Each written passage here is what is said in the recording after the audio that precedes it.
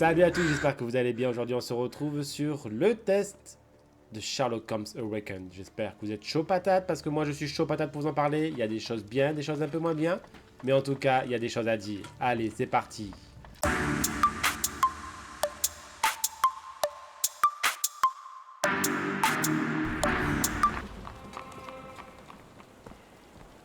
Dans ce jeu, vous incarnez le Dr Watson et Sherlock Holmes.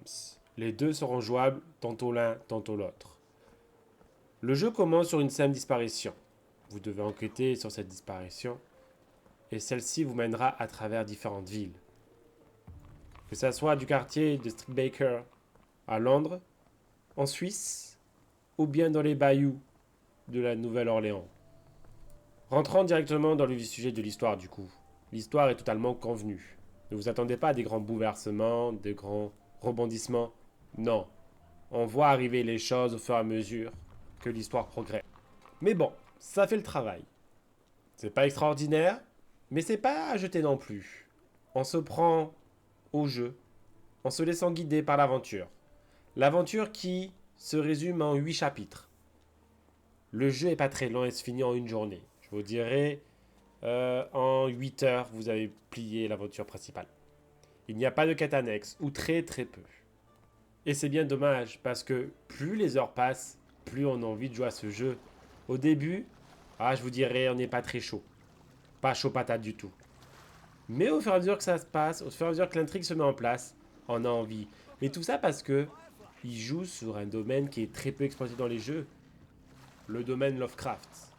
Vous savez, ce mythe, ces romans qui ont été écrits autour de ce mythe de Cthulhu, qui est habilement, je trouve, mis en avant dans ce jeu, où vous incarnerez un Sherlock Holmes en proie à se demander s'il est au bord de la folie ou si ce qu'il voit, c'est réel.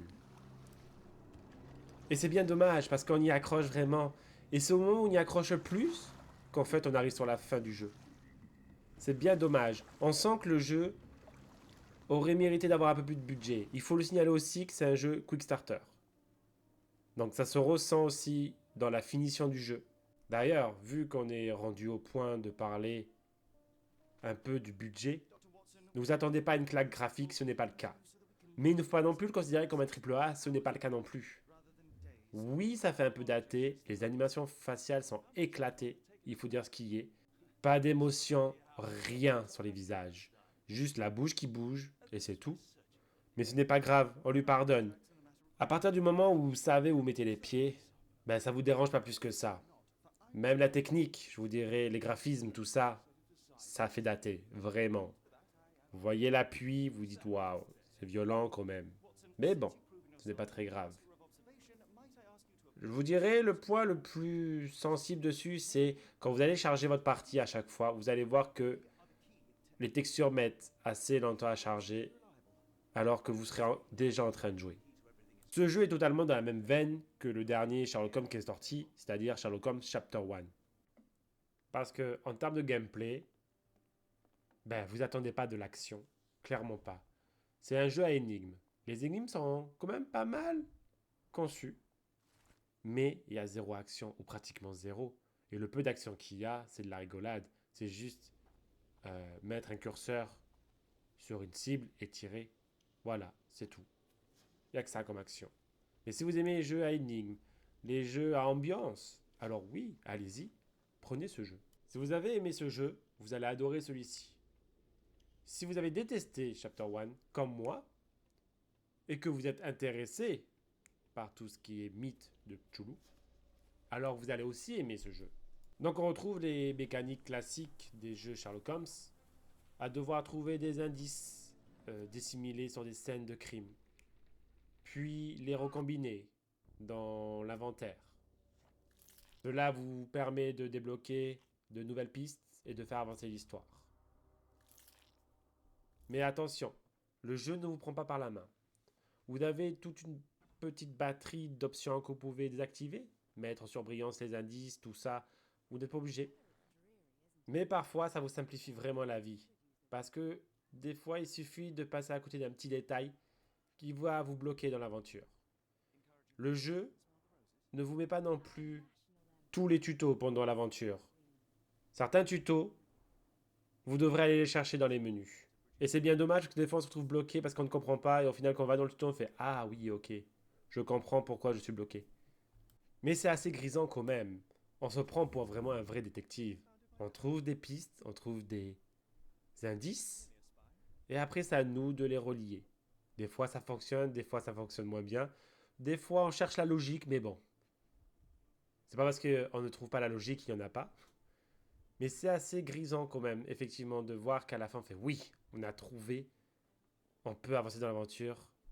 Et je dois dire que le jeu le fait assez bien. Parce que on n'aurait jamais sur notre fin en disant ok, c'était facile. Toutes les enquêtes sont faciles, certes, mais on prend du plaisir à fouiller n'importe où. Et c'est ça le but du jeu, je pense, c'est ça l'atmosphère que le jeu veut dégager. Le fait d'être un détective hors pair à trouver le moindre détail. Alors, comme j'ai dit plus tôt, le jeu est décomposé en 8 chapitres. C'est le fun.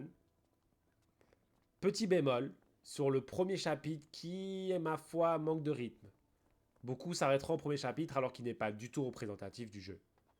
Et un autre bémol sur le dernier chapitre. Je trouve personnellement la fin totalement ratée. Et le dernier chapitre, surtout les derniers 10 minutes, je dirais, du jeu, très longue et très ennuyeuse. Mais par contre, mention spéciale pour le chapitre 5 et 6, qui, je ne vais pas vous spoiler où se situe l'aventure, ni rien.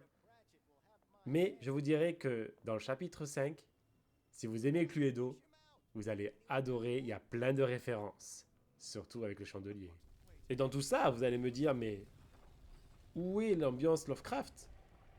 L'ambiance Lovecraft arrive de temps en temps, quand on s'y attend pas, et on se retrouve plongé dans un univers assez sombre, assez bizarre, comme vous pouvez le voir sur les images. Et c'est le fun parce que ça vient couper l'aventure. Certains diront ça nous casse l'immersion. Mais moi je pense pas du tout.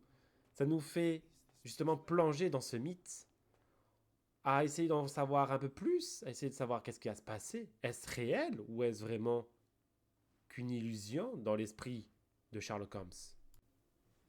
Et c'est pour ça, à ce titre, que je trouve que la fin est ratée. Je ne vous spoil pas, mais bon, vous attendez pas non plus un dénouement incroyable. J'aurais aimé aussi que les choix que l'on fait aient plus d'impact. Certains choix que l'on pense déterminants, en fait, n'impactent pas du tout l'histoire. Et c'est bien dommage. Et c'est là où on sent que le jeu a manqué de temps de développement, a manqué d'argent de développement. On sent que les développeurs avaient peut-être une idée derrière certaines actions, certains choix, mais ils n'ont pas pu aller jusqu'au bout. Et ça, c'est bien dommage. Vous allez me dire, mais alors, est-ce que le jeu vaut le coup? Oui, le jeu vaut le coup. Peut-être pas au prix qu'il est annoncé ou qu'il est vendu. Je vous dirais attendre un peu une petite réduction dessus. Mais oui, le jeu vaut le coup, c'est un très bon Sherlock Holmes. Mais il faut que vous ayez deux prérequis.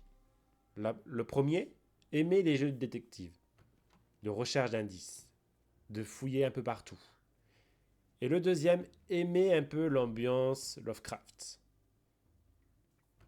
Vous pouvez jouer au jeu si vous avez un des deux prérequis.